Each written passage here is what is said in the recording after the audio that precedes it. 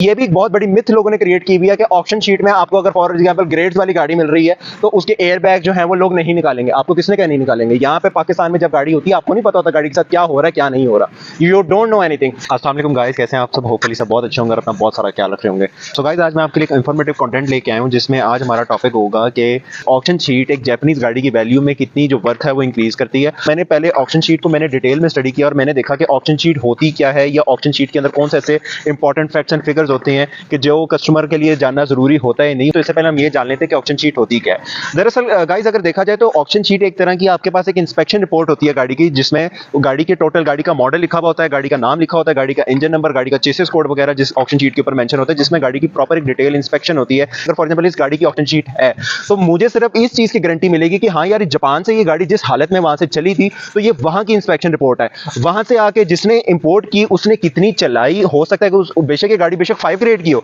लेकिन हो सकता है कि पाकिस्तान में या लाहौर शहर में कहीं चलाते हुए, पाकिस्तान में किसी भी शहर में चलाते हुए अगर ये गाड़ी हिट हो जाए तो वो 4.5 ग्रेड की ऑक्शन शीट वो मेरी किसी काम की नहीं रहेगी, बिकॉज वो इंस्पेक्शन हुई भी उसकी जापान में। वो जो उसको ग्रेडिंग मिली हुई है वो जापान में मिली हुई है, वो पाकिस्तान में नहीं है। तो फॉर एग्जांपल अगर आप 4.5 ग्रेड की ऑक्शन शीट वाली गाड़ी भी मंगा रहे हैं और अगर, तो उसका मतलब ये नहीं है कि वो गाड़ी हिट नहीं हो सकती। तो उसकी तसल्ली के लिए लोग ये करते हैं कि लोग फिर दोबारा से इंस्पेक्शन कॉल करते हैं और फिर दोबारा से करवाते हैं। तो टेक्निकली देखा जाए, आप अपनी तसल्ली के लिए आप 2 दफा इंस्पेक्शन के पैसे दे रहे हैं। पहला आपने एक ऑक्शन शीट के पैसे दिए, ज्यादा महंगी गाड़ी खरीदी। दूसरा फिर आपको वो भी तसल्ली नहीं है कि यार कि हम ले तो रहे हैं ऑक्शन शीट वाली गाड़ी, लेकिन यहां पे उसको किस तरह इस्तेमाल किया गया, किस तरह रखा गया, वो तो नहीं हमें पता। अब हमें तसल्ली भी चाहिए, तो उसके लिए फिर हम पाकवीज की या ओलेक्स की इंस्पेक्शन भी करवाएंगे, तो उसके भी हम अलग से पैसे देंगे। मतलब आपने 2 दफा इंस्पेक्शन करवा के आपने गाड़ी ली और गाड़ी आपको फिर कहां की कहां पड़ जाती है। तो मैं समझता हूं कि ये मेरी नजर में कोई इतनी ज्यादा सेंसिबल ऑप्शन नहीं है। मैं समझता हूं कि गाड़ी अगर आपने तसल्ली से लेनी है तो एक इंस्पेक्शन वाली ले, या तो आप जापान की ऑक्शन शीट पर यकीन कर लें या पाकिस्तान में जितनी भी इंस्पेक्शन सर्विसेज अवेलेबल हैं आप उसके ऊपर यकीन कर लें। मैंने भी यही काम किया कि मेरी गाड़ी ऑक्शन शीट वाली नहीं थी, तो मैं, जैसे इमरान खान साहब कहते हैं ना कि घबराना नहीं है, तो मैं भी घबराया नहीं था। ठीक, जरूरी नहीं है कि अगर फॉर एग्जाम्पल अगर किसी कोई गाड़ी अगर ऑक्शन हाउस से होकर नहीं आई भी तो वो गाड़ी कोई तबाह हुई भी होगी या वो गाड़ी कोई बिखरी भी होगी, जली भी होगी या डूबी भी होगी, जरूरी नहीं है। ये मेरी गाड़ी थी, मैं आपके साथ इसका इंस्पेक्शन जो पॉइंट्स है वो भी मैं शेयर कर दूंगा। ये गाड़ी विदाउट ऑक्शन शीट थी। मैंने क्या किया, मैंने इस गाड़ी को परचेस करने से पहले पाकवीज की इंस्पेक्शन सर्विस कॉल की। वहां पे मैंने जो है इसके सारे पॉइंट्स मैंने इसके, उन्होंने डिटेल में इस गाड़ी की इंस्पेक्शन की, जिसमें इसका बॉडी पेंट हर चीज आई। ठीक है, तो जो मेरे साथ, जो सेलर ने मेरे साथ जो बात इस गाड़ी से रिलेटेड की थी, छोटे मोटे काम इस गाड़ी के थे जो सेलर ने कहा था, उसके अलावा इस गाड़ी में मेजर कोई काम नहीं था। तो मेजर इस गाड़ी में कोई काम नहीं था। फिर मैंने सेलर से पूछा, फिर मैंने इंस्पेक्शन सर्विस से पूछा कि मैंने कहा कहीं गाड़ी बॉर्डर फ्लडेड तो नहीं है। उन्होंने कहा नहीं, ये गाड़ी नहीं है, क्योंकि उनको एक जाहिर सी बात है इंस्पेक्शन सर्विस के अगर आप पैसे दे रहे हैं तो वो डिटेल में ही गाड़ी चेक करते हैं और आपको वो बता देते हैं कि गाड़ी जो है वो फ्लडेड कार है या नहीं है। और मैं उस बंदे के सर पे खड़े होकर मैंने इंस्पेक्शन करवाई और मैं एक एक पॉइंट का पूछ रहा था, बिकॉज मैंने ये गाड़ी लेनी थी, मैंने पेमेंट नहीं की थी, लेकिन मैंने चूंकि डिटेल में मैंने इस गाड़ी का पता करवाना था तो मैंने उससे एक एक पॉइंट पूछा।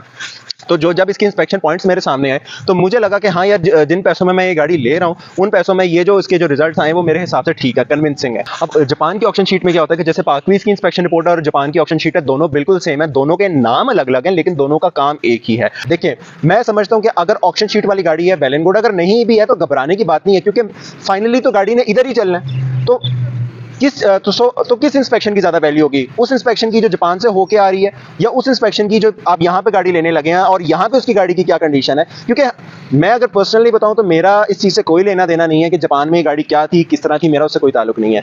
मैंने यहाँ पे, मैं अगर गाड़ी खरीदने लगा हूं तो यहाँ पे मैंने इंस्पेक्शन सर्विस कॉल करनी है और यहाँ पे जो उसके एक्चुअल रिजल्ट्स मेरे सामने निकल के आ जाने हैं उसके ऊपर मैंने डिसाइड करना है कि मैंने गाड़ी लेनी है या नहीं लेनी है। अगर फॉर एग्जांपल ऑक्शन हाउस से गाड़ी नहीं गुजरी हुई या ऑक्शन शीट उसकी नहीं है तो वो गाड़ी तबाहशुदा है, वाटर डिप है, कुछ जरूरी नहीं है। मैं इसको ऐसी आसान लफ्जों में एक्सप्लेन कर सकता हूं कि जब पाकवीज की इंस्पेक्शन से पहले क्या गाड़ियां सेल नहीं होती थी, जब पाकवीज की इंस्पेक्शन सर्विसेज आई हैं या ओलेक्स की इंस्पेक्शन सर्विसेज आई हैं तो क्या उससे पहले गाड़ियां सेल या परचेज नहीं होती थी? बिल्कुल होती थी। उस वक्त क्या गाड़ियों को डिटेल तरीके से चेक क्या नहीं किया जाता था? बिल्कुल किया जाता था।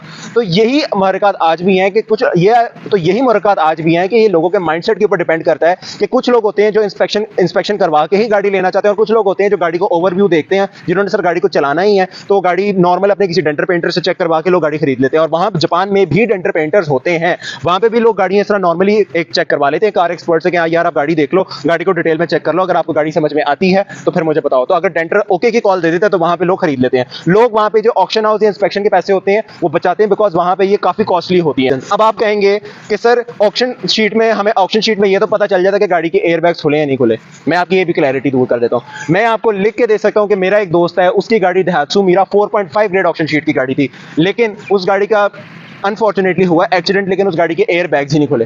तो अगर आपको, तो ये भी बहुत बड़ी मिथ लोगों ने क्रिएट की हुई है कि ऑप्शन शीट में आपको अगर फॉर एग्जांपल ग्रेड्स वाली गाड़ी मिल रही है तो उसके एयर बैग जो है वो लोग नहीं निकालेंगे। आपको किसने क्या नहीं निकालेंगे? यहाँ पे पाकिस्तान में जब गाड़ी होती है आपको नहीं पता होता गाड़ी के साथ क्या हो रहा है क्या नहीं हो रहा, यू डोंट नो एनीथिंग। वो ऑप्शन शीट के ऊपर वेरिफिकेशन लिखी हुई है ना, ऑप्शन शीट के ऊपर मेंशन है कि हाँ यार गाड़ी के एयर बैग्स इंटैक्ट है, लेकिन यहाँ पे आके मैं किसी भी मैकेनिक, क्योंकि एयर बैग निकालना कौन सी मुश्किल बात है, डैशबोर्ड के ऊपर से रिप्लेस कर देना कोई मुश्किल बात नहीं है। एयर बैग का अगर फॉर एग्जांपल एक साइन होता है, फॉर एग्जांपल अगर आप एयर बैग निकाल लेना तो अंदर कंप्यूटर में आपको एक एयर बैग की लाइट ब्लिंक कर रही होती है, वो एक छोटा सा फ्यूज होता है, अगर आप वो एयर बैग की लाइट में वो फ्यूज लगा दें तो आपका वो एयर बैग वाली लाइट आना बंद हो जाती है। तो इससे आपको ये लगता है कि गाड़ी में एयर बैग्स हैं।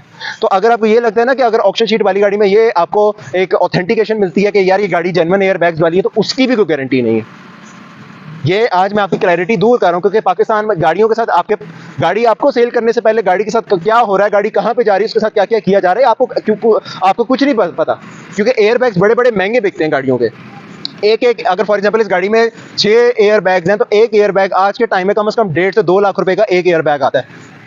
यहाँ पे जो लोग गाड़ी के, आपने अक्सर देखा होगा कि डीलर हजरात जब भी अगर फॉर एग्जांपल हसलर या कोई भी गाड़ी आती है ना, डीलर हजरात अपने पैसे जहां से हो सकता है डीलर हजरात अपने पैसे बचाते हैं, ये अपने आप को मैक्सिमम जितना मुनाफे में रख सकते हैं ना करते हैं। मैं आपको बताता हूं कैसे, कि अक्सर आपने जापानी गाड़ियां देखी होंगी, तो जो जापान में कंपनी फिटेड अलॉय रिम्स लग के आते हैं, आपने अक्सर गाड़ियां देखी होंगी, चाहे हसलर देख लें, मूव देख लें, रूक्स देख लें, निसान की गाड़ियां देख लें, आपने उनमें ना आफ्टर मार्केट अलॉय रिम्स लगे हुए देखे होंगे, जो उन गाड़ियों में कंपनी फिटेड जापान से लगे हुए नहीं आते। तो जब आप उनसे पूछते हैं कि यार इसके कंपनी वाले अलॉय रिम कहां हैं, तो वो आपको आगे से ये कहानी सुनाएंगे कि सर वो तो जापान से ये इन्हीं रिम्स में लगी हुई आई है, हमें तो नहीं पता। वो ये करते हैं कि वो रिम्स चूंकि ज्यादा प्रीमियम होते हैं, ड्यूल टोन होते हैं, तो वो उन रिम्स को मार्केट में सेल करके मुनाफा अपनी जेब में रखते हैं और कुछ सस्ते से लो क्वालिटी के चाइनीज क्वालिटी के रिम्स उठा के गाड़ी में लगा के आपको आगे बेच देते हैं। ये है एक्स टर्बो वेरिएंट। तो इसमें जो लाइट्स आती हैं वो आती है बाइजीनॉन वाली। अब डीलर हजरात क्या करते हैं कि ये लाइटें उतार के या तो अपनी किसी और गाड़ी में या बिलालगंज में जाके किसी को बेच देंगे, उससे पैसे कमाएंगे, और जो इसकी स्टॉक लाइट्स आती हैं, इसमें एक हेलोजन वाला वेरिएंट भी आता है, उसमें हेलोजन लाइट्स लगा के आगे आपको बेच रहे होंगे। गाइस अगर आपको ये वीडियो थोड़ी सी भी अगर इंफॉर्मेटिव लगी है तो उसको लाइक करें, और अगर आपको लगता है कि कुछ लोगों की क्लैरिटी होना जरूरी है इससे रिलेटेड, तो उन लोगों के साथ ये वीडियो शेयर करें। सो इंशाल्लाह आपसे मुलाकात होगी अपने एक नेक्स्ट रिव्यू में इंशाल्लाह। तब तक अपने और अपने गिरदोनवा के लोगों का ख्याल रखिएगा। तब तक के लिए अल्लाह हाफिज़, शुक्रिया।